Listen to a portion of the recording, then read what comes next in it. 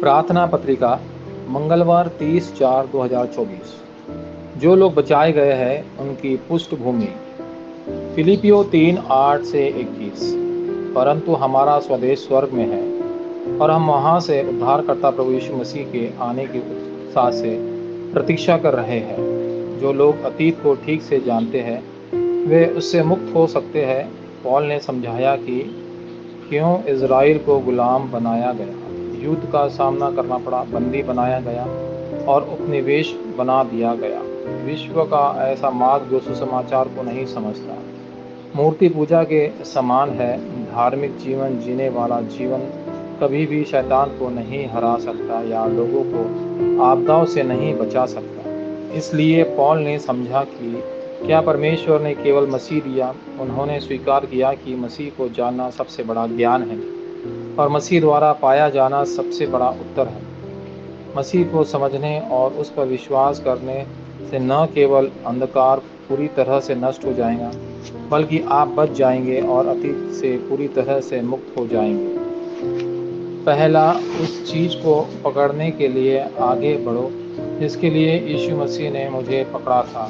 यीशु ने कहा, स्वर्ग और पृथ्वी का सारा अधिकार मुझे दिया गया है, इसलिए सभी राष्ट्र में जाओ, मैं हमेशा तुम्हारे साथ हूँ युग के अंत तक। मत्ती 28:18-20। उसने सभी लोगों के पास जाने के लिए कहा। मरकुस 16:15-20।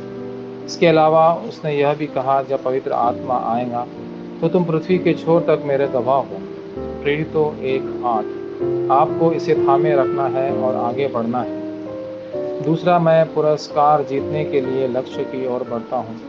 समय और स्थान को पार करने की शक्ति का आनंद लेने का एकमात्र मार्ग प्रार्थना के माध्यम से है। इसलिए प्रार्थना के माध्यम से आपको 7 बाजिरिन को उठाना चाहिए और 7 महान यात्राओं पर जाना चाहिए। इसके अलावा भावी पीढ़ी के लिए आपको चर्च और मैदान में 3 आंगन बनाने चाहिए। तीसरा, हमारी नागरिकता स्वर्ग में है। परमेश्वर ने आपको स्वर्ग में नागरिकता दी है जो सिंहासन की गारंटी है। पौल के लिए, जिसने इसे महसूस किया, उसने किलिकिया को रोमन नागरिकता के उत्साह को ज़्यादा महत्व नहीं दिया। इसके अलावा उनका मानना था कि जहाँ भी स्वर्ग की नागरिकता वाला व्यक्ति जाता है, सिंहासन और स्वर्ग सेनाएं जुड़ जाती हैं। परमेश्वर उन चर्चों के माध्यम से प्रकाश की अर्थव्यवस्था को बहाल करेगा जो सुसमाचार को बहाल करते हैं, और उन उपचारकों के माध्यम से जो सुसमाचार फैलाने के लिए अपने जीवन को जोखिम में डालते हैं। इसलिए हर एक जब आप भेंट देते हैं तो आपको दुनिया को बदलने वाली प्रकाश की अर्थव्यवस्था को बहाल करने के लिए प्रार्थना करनी चाहिए। आपको अतीत से वाचा चाहिए और मसीह का आनंद लेना चाहिए जो आपकी स्थिति को बदल रहस्य है और सिंहासन को हिलाने वाली शक्ति है। इसके भीतर आपको भविष्य के बारे में पृष्ठभूमि को पकड़ना चाहिए। वाचा प्रार्थना। प्रिय परमेश्वर, आज के दिन ऐसा हो जबकि शक्ति प्राप्त करूं और पूरे दिन बाजिटिन उठाऊं। आज का दिन ऐसा हो जब अज्ञात बीमारियां ठीक हो जाएं। यीशु मसीह के नाम पर मैं प्रार्थना करता हूं। आमीन।